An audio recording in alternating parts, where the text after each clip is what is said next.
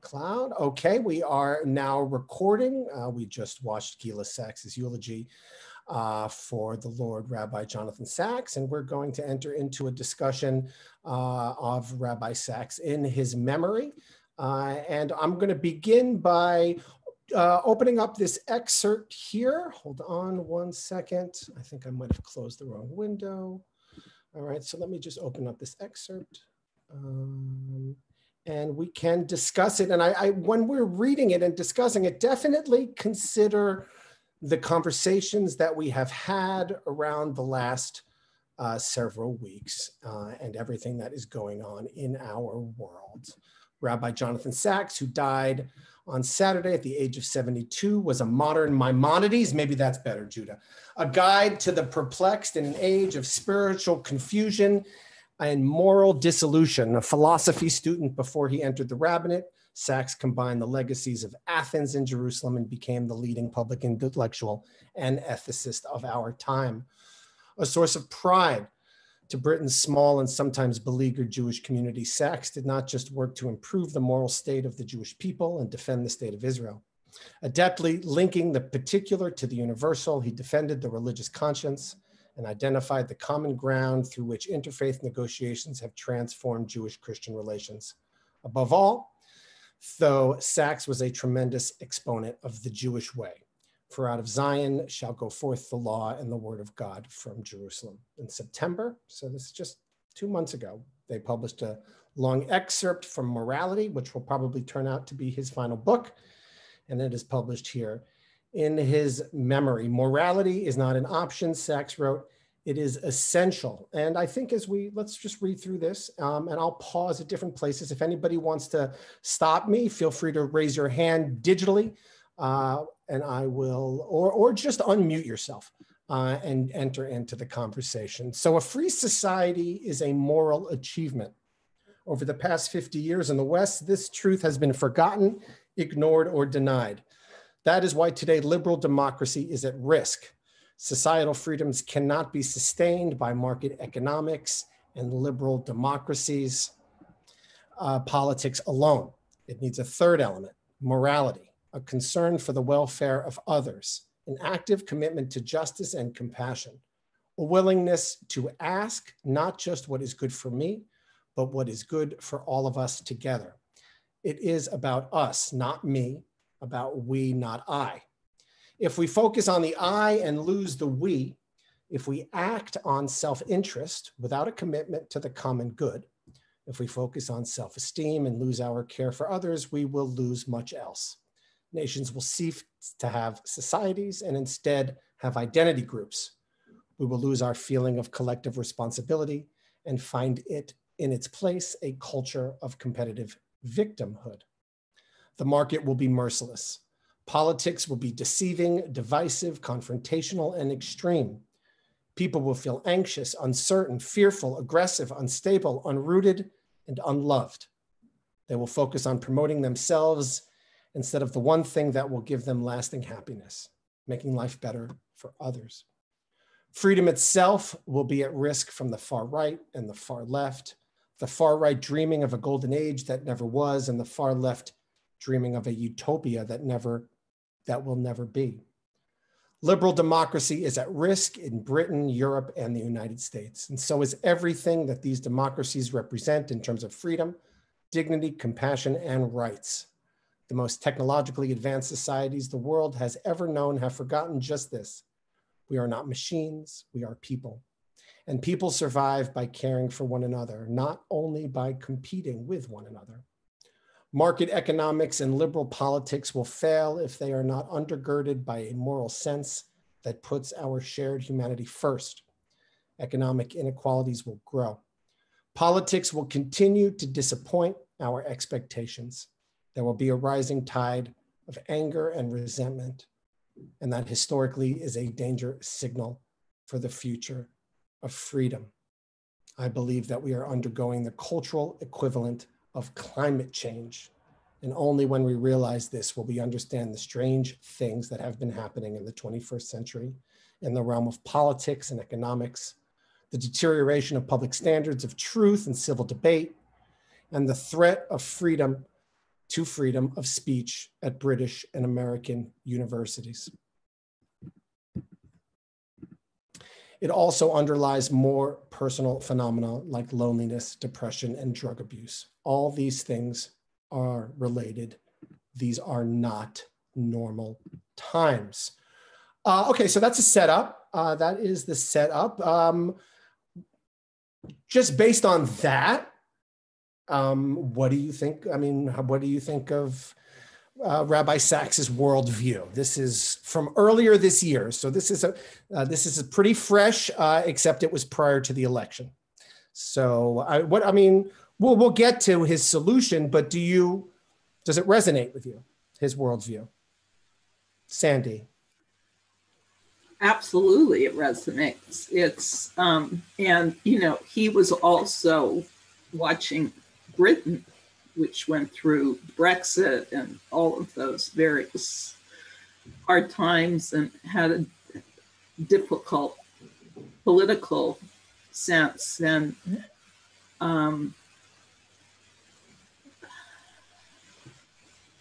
I just think he's absolutely correct. And I love the way he says that it's the cultural equivalent of climate science, that caring about each other. What do you think, Sandy? So here, I quoted him a couple of weeks ago saying you shouldn't enter into politics and all the American rabbis are making a huge mistake. I mean, and yet, that you read this and it seems like he's making a political, how do you make that? Is there a distinction there for you? No, he's entering into politics. It's exactly the issue that this country grappled with in this election. And fortunately, Joe Biden and Kamala Harris, who won, care about people. And it's this caring, this moral. And and Joe Biden quotes Psalm 91 in his speech. It's like he's. So you read this as a rebuke on Trumpism. It's very hard for you to see right. Rabbi Sacks is writing this as anything other than a rebuke on Trumpism. Yeah. Other thoughts before we go on. Other thoughts. Yeah, Yarden. Hi there.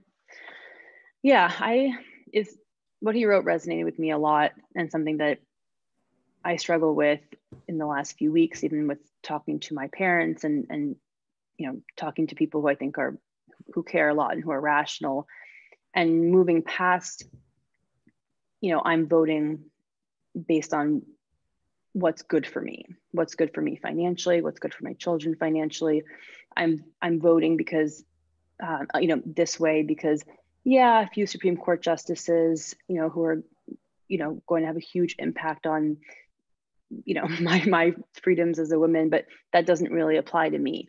And even thinking about, the way that the Hispanic vote went, it's okay that, there's children being kept in cages, because that doesn't actually apply to me, because I'm not from Mexico, and I care a lot more about, law and order and the things that specifically impact my family. So it very much resonated this, I can only think about what's good for me or for my family. And I can't really think about maybe what I don't see or something that I haven't experienced. So I don't know that it's just Trumpism. Obviously that's a big part of it right now. I don't know that it, I think it goes beyond that in terms of what we're seeing in this country, and the way that frankly a lot of people in this country believe and think, that we in our bubble in the Bay Area don't really see. Have relatives in the middle of the country who went out and stocked up on guns, and that's the reality of where we're at right now. So I think he had incredible foresight to write that, and I think it was extremely apparent with this election. Thank you, Yarden. Susan. I think that I like what she said, and I think even applies to just the fact of wearing masks. Some people refuse to wear a mask because it's their right to not wear a mask, instead of looking at all the people and how we would protect everyone. They're thinking in a selfish way that I have a right to not wear a mask, which I think Trump has, in his way, has shown that you can say no to wearing a mask. Well, did you see the CDC today came out that wearing a mask, you protect yourself? It's not just about protecting others. I don't know. So they're appealing to both personal, individual, and communal. Right. Bert. Well, I think he's not talking about partisan politics. I mean, I think he really. Well, good. Tell me more. Well, the thing that struck me most about it is when he said, the right believes in a past that never was, the left is looking for a future that never will be. And I think, that's the key to me to what he's saying. And maybe he's saying a centrist position, which is sort of my position, and I believe President Biden's, but that's the part that resonated to me. Even helping others, of course, we all want to help. I don't need to belittle it. We all want to help others, but he strikes both the left and the right. And I think that's extremely important for what's going to happen in the next few years here, and probably in Britain, although I don't really follow British politics that much. Yeah, I do think, I think that's right. And I think that's one thing that drives people up the wall, is the hypocrisy. And you take points off on one side for something, but you don't take points on the other side for doing the same thing because it's your side. And I think he speaks to that by, as you said, Bert, calling out both sides, or at least attempting to frame it as such, and to paint himself as sort of an impartial or middle ground observer here. Let's move on. Let's go back. Let's see what he says here. These are not normal times. Few people in recent years can have escaped the feeling that strange and unprecedented things are happening. Throughout the West, there has been a loss of trust in public institutions and leaders, a rise of extremism in politics, and a notable failure of governments to address fundamental problems. A new phenomenon has begun to emerge of identity politics. Political campaigning focused not on the nation as a whole, but on a series of self-identifying minorities, leading to the counter-politics of populism on behalf of a beleaguered and enraged native-born population who see themselves sidelined by the elites and passed over in favor of the minorities. Demoralized, decadent, deflating, demographically challenged, divided, disintegrating, dysfunctional, declining is how Bill Emmett describes the state of the West today. Or as the famous Jewish saying puts it, start worrying, details to follow. A second set of phenomena relates to personal happiness or lack of it. Living standards for most of us in the West have reached levels our ancestors could not have contemplated. We have access to goods delivered to our door from almost every place on earth. We can choose more widely, travel more extensively, and we enjoy more personal freedom than any previous generation. Never had we had wider access to knowledge. This is in many respects the world of which our ancestors could only dream. Poverty, hunger, illiteracy, premature death, all of these things have been addressed with monumental success. Life expectancy has grown between 2 and 3 years every decade for the past century. On the face of it, we could not be in a better place. Yet there are signs that this is far from the case. For example, in the United States, more than 70,200 Americans died from a drug overdose in 2017, a doubling of the figure in a single decade, and a tripling in 20 years. Death rates from drug overdose are almost 4 times higher than in 17 other wealthy nations. And for the first time in recent history, life expectancy in the United States is actually falling. Alcoholism is killing more people and more younger people. Suicide rates are up 33% in the last 20 years. Drug abuse is often related to the wider phenomenon of depression, and rates of depression among American teenagers are also rapidly rising. This raises a fundamental question about where we are going in the market economic. This raises a fundamental question about where we are going in the market economic liberal democratic West. We may have won the battle for life and liberty, but in the pursuit of happiness, it still eludes us. We keep chasing it, but it keeps running faster than we can. A third dimension of our contemporary unease has to do with the economics of inequality. The most conspicuous example is the ever-widening disparity between chief executive pay and the rest. One example, in 2018, the chief executive of Disney, Bob Iger, received a total payment for the year of $65.6 million. It represented 1,424 times the median pay of a Disney worker. In America in 1965, the ratio of chief executive to workers' pay was 20-1. Today is 312-1. This, though, is only part of a much wider problem, the disconnection between economics and society that has grown as manufacturing and trade has been globalized. A fourth phenomenon is the assault on free speech taking place on university campuses, giving rise to a new phenomenon such as safe spaces, trigger warnings, microaggressions, and no platforming, all designed to limit or ban the expression of sentiments that might offend some students.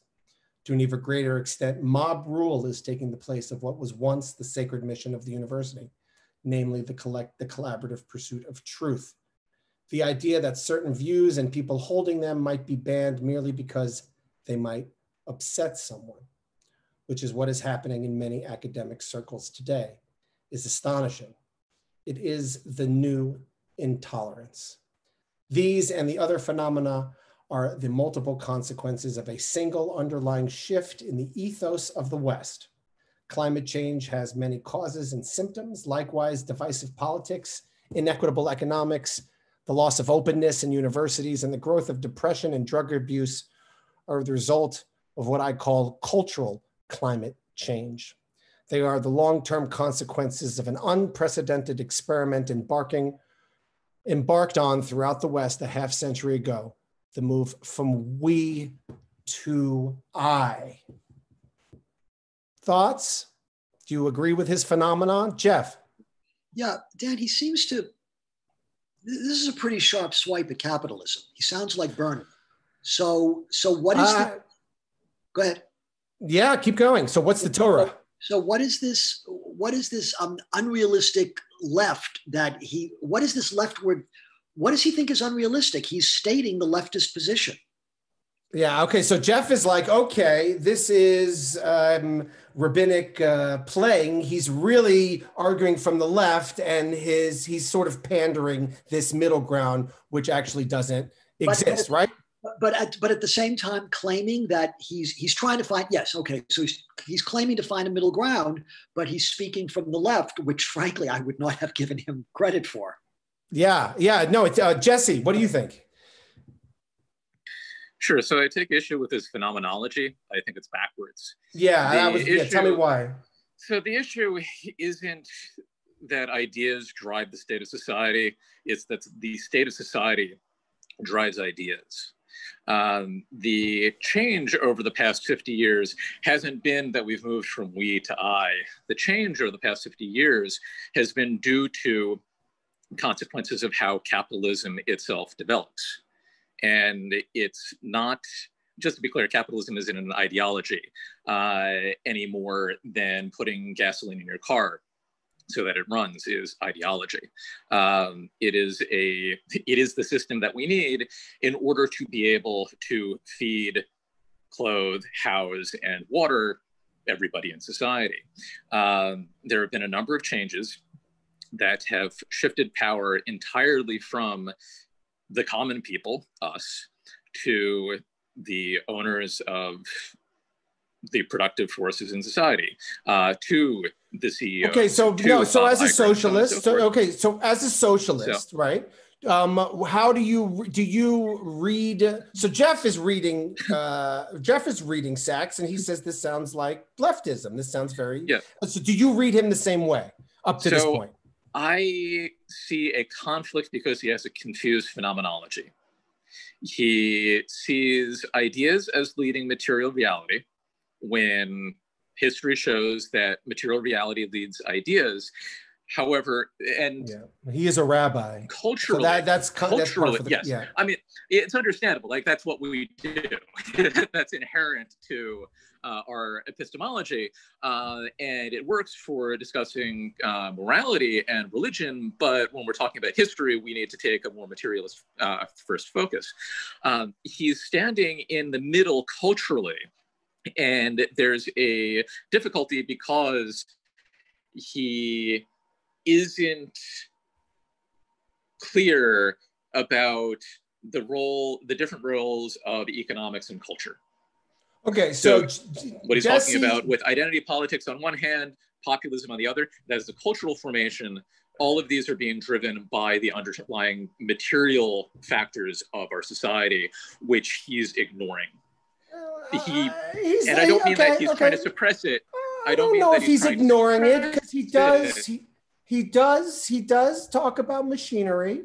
He does talk about technology. He does talk about the dehumanizing effect of modern society and modern culture. Yes. But you're right. He is following from these ideas. What I was curious to know from people who are older than you and me, Jesse, is when he says we have moved from the we to the I, were we in 1970 all about, I mean, wasn't that the me generation? So I'm just wondering if anyone resonated, if that resonated with people. Were we collectively focused 50 years ago?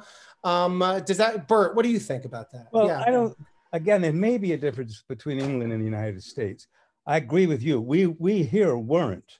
I mean, we were, in fact, individualism, I would say, goes even farther back. That sort of absolutely our strength and our weakness. In England, maybe he's talking about, you know, the heyday of labor. And but first of all, I'm so glad to see Jesse back in action again. Even though I disagree with him as we always did, but in a friendly way. I think one of the things that he's resonating on, and this is not my idea, I read it, that the left in many respects is not the left that all of us sort of grew up with our parents. It's what is sometimes called a post-economic left. And when he's talking about universities stifling thought, that is the left he's talking about. And I think, as Jesse said, the culture and the economic don't always go together. But I think, again, and maybe this is what I read was about Europe. Maybe this is more European than American. But at least until quite recently, economics, I mean, labor, for instance, labor was the darling of the left when I grew up. Labor is not that popular today.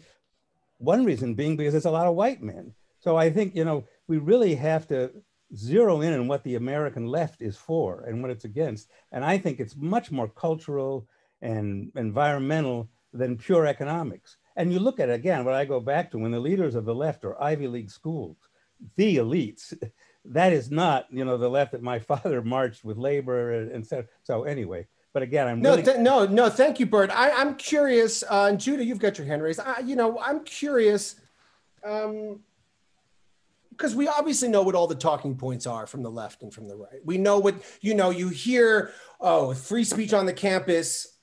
I'm just telling you where it is right now. It's different than it used to be back in Skokie. Free speech on campus, that's a Republican issue. Identity politics, that's a left issue. And he has thrown together this hodgepodge of moral concerns that exists in the society. And I'm curious to know, do you discern a political fact pattern or a political agenda, or is he articulating or beginning to articulate something that's neither right nor left, but essentially Jewish? So I'll go with you, Judah, because you have your hand raised. Well, this is not about that, but it's about that's all right. Talking about free speech on campus. And, like I said last week when Rabbi Sacks, the whole thing about politics, he has come out political, and especially when it involves Israel and anti-Semitism. But so the free speech on politics, I'm just curious what his take would have been on when the Palestinian terrorists spoke at San Francisco State. And I think Zoom and YouTube refused to carry it. And I just wonder how much he would be against that. I don't know the answer. I think that's a good question. I think sometimes people are very happy to be free speech when it's speech that they like, but when it's speech they don't like, nobody liked the ideas of the Nazis marching through Skokie where all of the survivors lived. That was not something that was good, but the ACLU defended their right to be able to speak there. Sandy. Well, I'm coming from this because I'm actually the same age as he was when he passed away.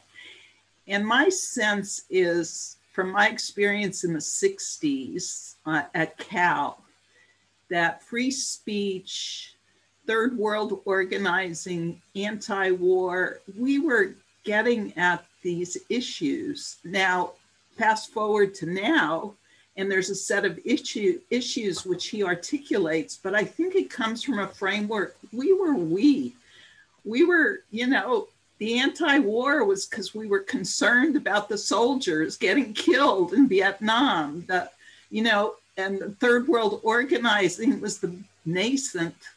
So as someone who's been here, as someone who knows San Francisco, is on the left side, is a liberal, and has been one for her whole life, do you take his critique that the identity politics is the individualization of the left? Yes.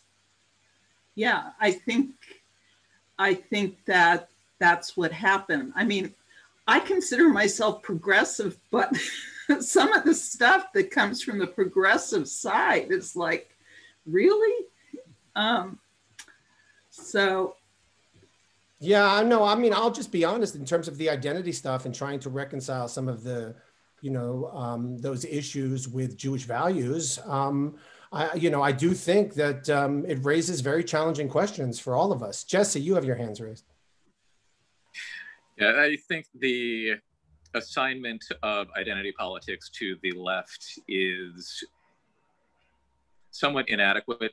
Ultimately, these are the ideas of the far right, that ultimately we are either atomized individuals or races in constant struggle with each other, incapable of understanding each other on any sort of universalist basis.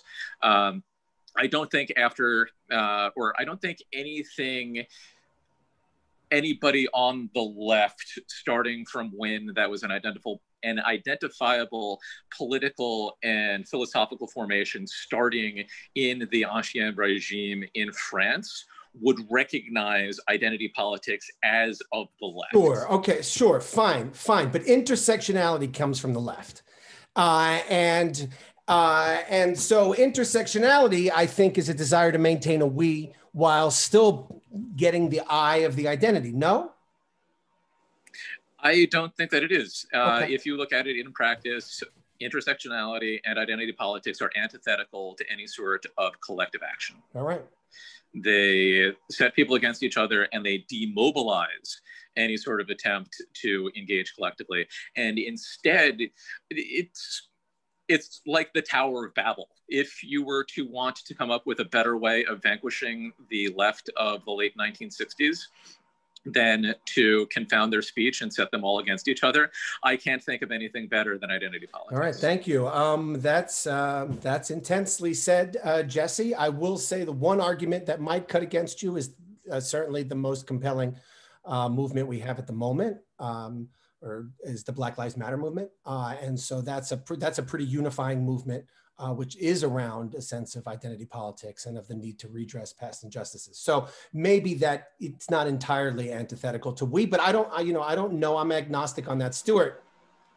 Yeah, first thing, I don't know what his conclusion is, and I don't know where he stands. Okay, we'll get there. I'll go to it for you. No, I don't want to know that now. I just want to stop in the middle of his, paper or his speech, and just listening to the dialogue and the discussion that we're having right now. Clearly, some people think he might be a progressive. Some people think he might be a moderate. And maybe even some people think he might be a religious person on the right.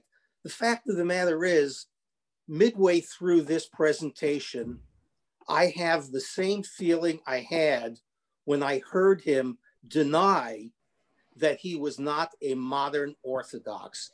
He's an idealist. He's not practical.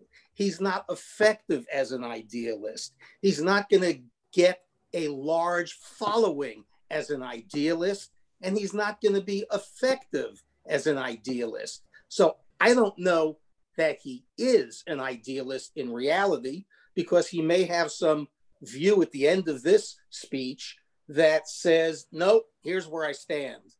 But to me, he's ineffective as an idealist for all the reasons. Can I stop you? Can I guess you to clarify something? He's effective as a rabbi, but ineffective as a politician. Would you say that? Amen. Okay. Amen. Yeah. Okay. Yeah. Amen. All right. Okay. Very good. Other thoughts before we continue, before we go on? All right. So let's go back to the text here. Let's see where he goes with it. All right. All countries and cultures have three basic institutions. There is the economy, which is about the creation and distribution of wealth. There's the state, which is about legitimization and distribution of power. And there is the moral system, which is the voice of society within the self, the we within the I, the common good that limits and directs our pursuit of private gain.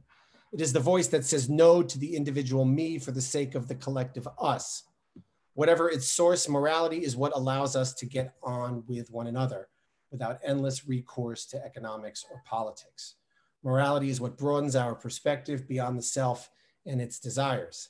It places us in the midst of a collective social order. Morality has always been about the first person plural, about we. Morality achieves something almost miraculous. And fundamental to human achievement and liberty, it creates trust. Underlying much of what has happened has been the misapplication to morality of the economic principle of outsourcing. When morality is outsourced to either the market or the state, society has no substance, only systems. If you can remember when we read last week a little bit about not wanting to outsource what Hirsch made, the point that Hirsch made, if you're with us with the Torah service, is that the morality cannot come from the state. It has to come from the individual Jew. And so I really hear Hirsch here when Sacks says, when morality is outsourced to either the market or the state, society has no substance, only systems. And systems are not enough. The market and the state are about wealth and power, and they are hugely beneficial to the wealthy and the powerful, but not always to the poor and the powerless. Thucydides tells us that the Athenians told the Melians, the strong do what they want while the weak suffer what they most. The same, it often seems, is true today. A society with only competition and very limited cooperation will be abrasive and ruthless, with glittering prizes for the winners. Yes, I will put the URL in there. With glittering prizes for the winners and no consolation for the losers. It will be a low trust environment in which lawyers play a large role and mutual confidence a very limited one. A society with a strong shared moral code is a high trust place where the winners set an example of caring for the losers. Indeed, where they do not speak of them as losers, but as fellow citizens. High trust societies are those where CEOs care for the team, not just for themselves, where politicians act for the good of all, especially the marginal and disadvantaged, and where people in distress find comfort in community rather than being left to suffer on their own. We need to recover the sense of all of us together. Love your neighbor, love the stranger, hear the cry of the otherwise unheard, liberate the poor from their poverty, care for the dignity of all.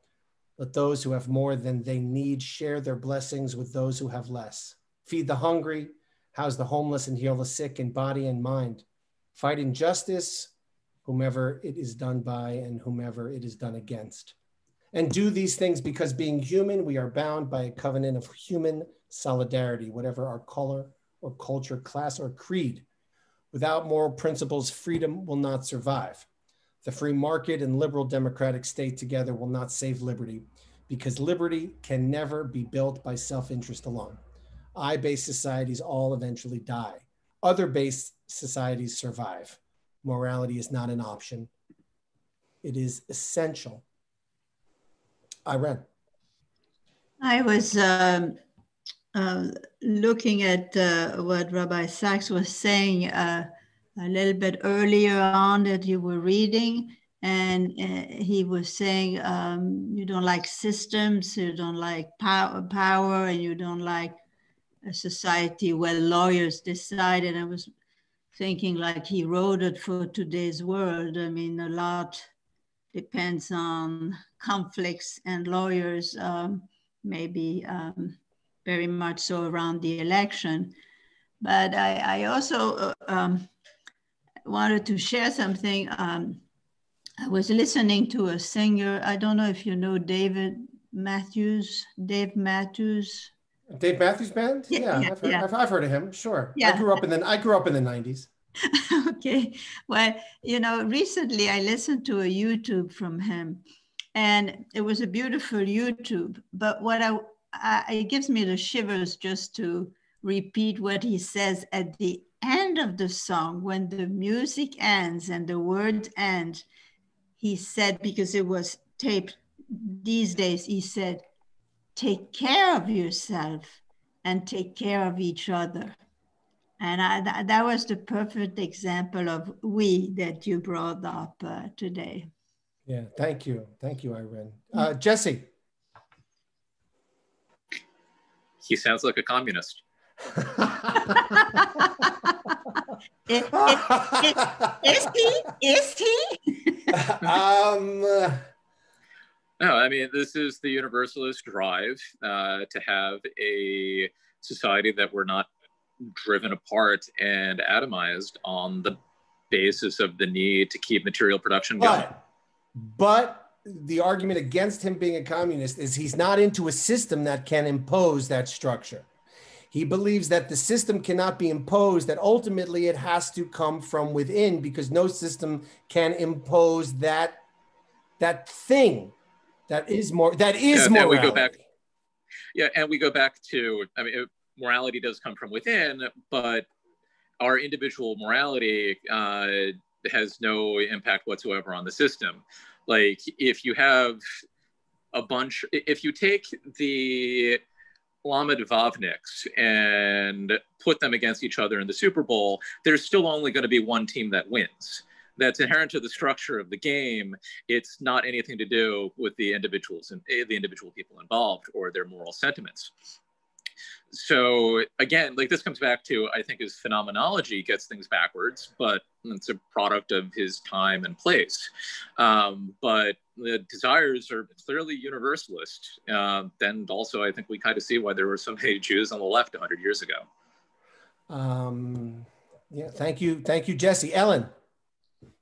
I have to confess that some of the philosophical nature of this discussion is over my head.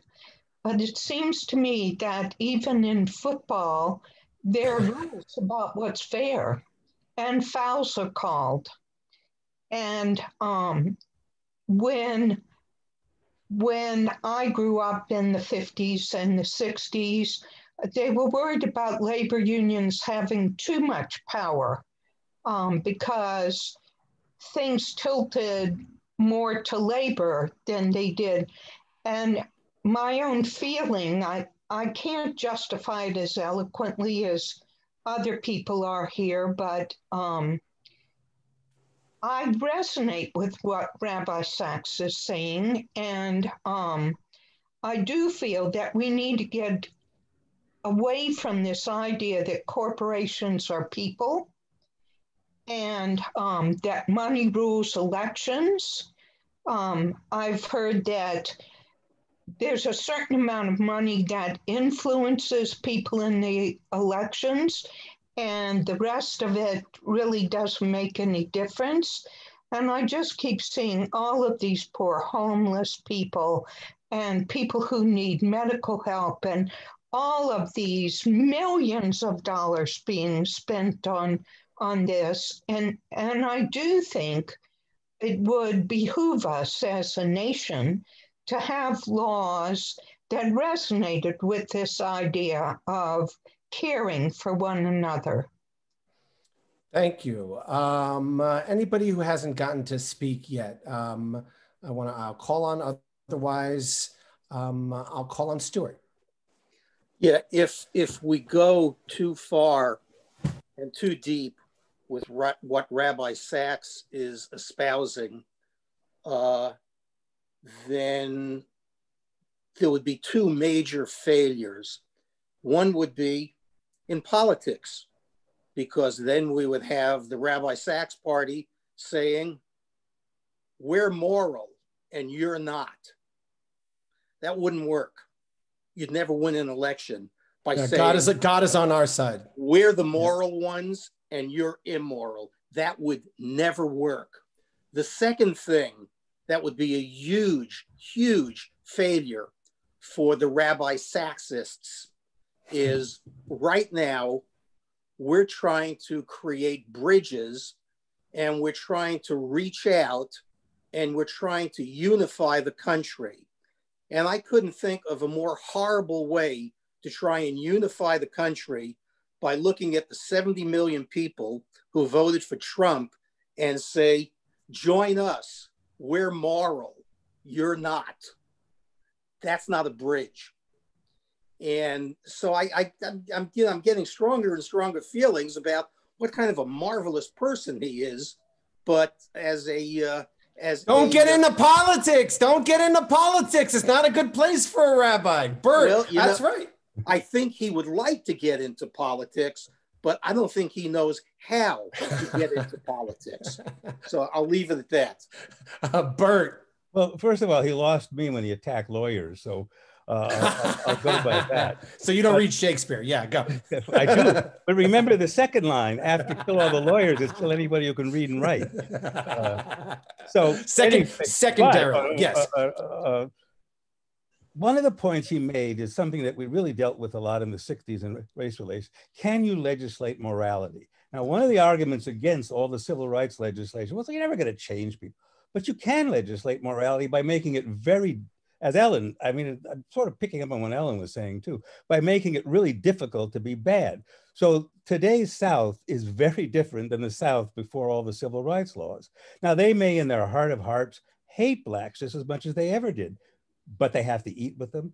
They can't close up. So you can legislate morality in practical sense, in making people at least be in hate crime legislation, right? And vis-a-vis hate crime legislation. Yeah, all that. Yeah. Right. Yeah. Which would make it even more of a deterrent for people to, I guess, exercise their hate. But yet you are, Ellen, reply.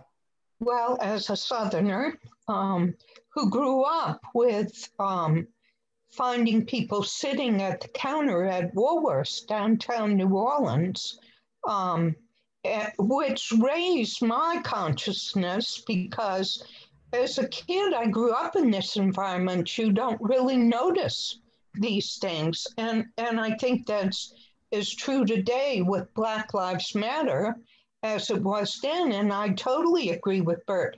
You definitely can legislate morality. Things are very different. Yeah.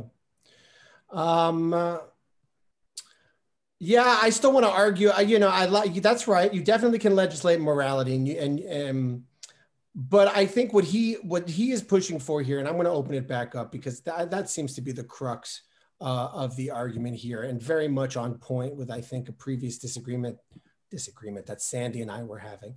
But here, where does it here? When morality is outsourced to either the market or the state, society has no substance, only systems, and systems are not enough. And that for me is where Hirsch comes in, where Judaism comes in, this idea that a system cannot ultimately account for the chesed that resides in the heart of the individual. And the obligation upon each of us to do tzedakah, to give tzedakah, to do justice, resides in us. We have to go out and do that. We can't outsource a government to do it for us. We do definitely want to support institutions that help improve the circumstances of people who are in dire straits. But we don't want to just believe that, okay, well, because we've written this check or clicked this button, that our obligation to feed the homeless and shelter the needy goes unmet. And I think that desire not to outsource it or not to affix it to some system that can absolve the individual from the responsibility is what both Hirsch and Sacks are talking about. Sandy, you're going to get the first word, then I'm going to go to Dale and Deborah. Yeah. So in the United States, we have a very robust philanthropic sector. So they're also working in connection with the government. And if the government is more moral, thinks taking care of people, I don't think we have to go to communism, but we can work as individuals together with philanthropy, together with the government. And yeah, we can give tax breaks. We can give tax breaks to individuals who support charitable goods and not double tax them on that. And that's one way that our government can encourage people to donate and to give.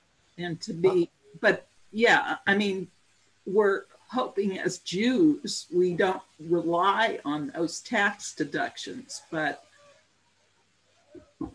they matter. They impact society. Right. I don't think there's any question about that. Dale Silver. Yeah, when I was I was at Berkeley in the 60s, and I remember the sociologists were telling us at the time that behavior can change ideas. You can legislate behavior, and then that will change attitudes. Attitudes will change. If you legislate integration,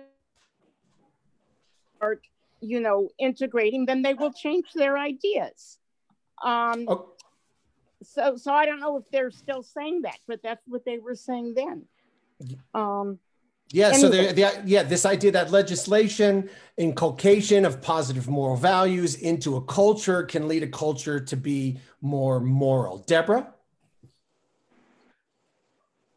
I was preempted by previous speakers. Oh, okay. Irene? I believe that it's a little bit unfortunate that we may have forgotten the meaning of politics, because the word politics comes from the Greek, I believe, politica. And that was the science of governing a city, the ordinance of a city, contrary to politician, which is taking sides. So if we were to adhere to the definition of politics, there's nothing wrong with it. It's what guides a city. But we've destroyed it, and I think it came from later in stage into political. And I think we wouldn't have this discussion today of we versus I if we understood really what we're talking about, the well-being of the society with its people in it, of the city, of the states, of the country. Right, but I still want to preserve, as a rabbi, the individual responsibility of everybody in that society. I don't want to let them outsource it or be abdicated from having, or be absolved from having to fulfill it by nature of living in a society that gives a lot of money and gives a lot of handouts, or, because there is, it's interesting when we're talking about the we and the I definitely, agree with Sacks, and I don't really, look, it might be political, but there's always been a very strong Jewish teaching against materialism. So that goes way, way back. So, if that's political, then fine, it's political. But this distinction between the I and the we, for me, it's like you just come on Yom Kippur and you're banging the chest. You say we, right? Hashem knew we have sinned. It's exactly the collective we that he's talking about there. So we're acknowledging that, but at the same point, we have to individually acknowledge our transgressions to those that we have wronged. We can't be absolved from that by coming to a communal setting. It has to be done one-on-one. And I think that, if anything, Sandy, that's my concern. I think ultimately, I don't want to let people off the hook for thinking that they've done good, unless they have. Ellen, and then we'll close with Jesse. Well, I don't think one precludes the other. I think that you can have laws in a society that are based on sharing wealth and helping those who are in need, but that doesn't preclude each of our responsibilities to do tzedakah. It has to, and that's always why I've been encouraging us to continue to develop unmediated ways in which we're able to help people, where we can, you know, see the individual's face in front of us. We can know the people that we are helping. They're not abstractions or digits on a spreadsheet, but they're human beings who are our neighbors. And for me, that I really push to maintain that sensibility, which I think sits at the heart of Judaism. You know, it often grates on me when I see these advertisements that if you purchase such and such a thing, so much of the proceeds will go to charity. Well, just make the price what it is. I'll determine what charity I want to support. That's called marketing, Ellen. That's all that is they're just preying on people's good feelings. Jesse, you want to close us out here? At this point, I'm going to cede my time because I have only things to say that are off topic. At this point. Well, come back again next week. If anybody wants to send me any additional on topic, whether it's about morality, whether it's about ethics or politics, we can continue this discussion. I think it's a rather fruitful one. And thank you all from a multiplicity of opinions and ideas, and, you know, from Berkeley in the 60s and everybody here. Thank you for continuing this conversation, and may Rabbi Sacks's memory continue to be for a blessing. Have a good afternoon, everybody. Thank you. Yasher Koach. Baruch Tihyu. Really good discussion.